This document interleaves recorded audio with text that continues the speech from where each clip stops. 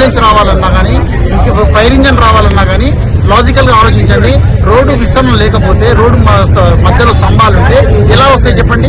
Logical గా ఇదండి, చిన్న పిల్లలు రోజు మార్నింగ్ స్కూల్కి వెళ్తుంటారు, ట్రాఫిక్ వాళ్ళు ఎవరు తొందరలో వాళ్ళు ఉంటారు, వాళ్ళు వచ్చి యాక్సిడెంట్ జరిగిపోతే, ప్రమాదాలు జరిగితే రేపు ఎవరికైనా ఏమన్నా కావచ్చు. దయచేసి తొందరగా స్పందించండి.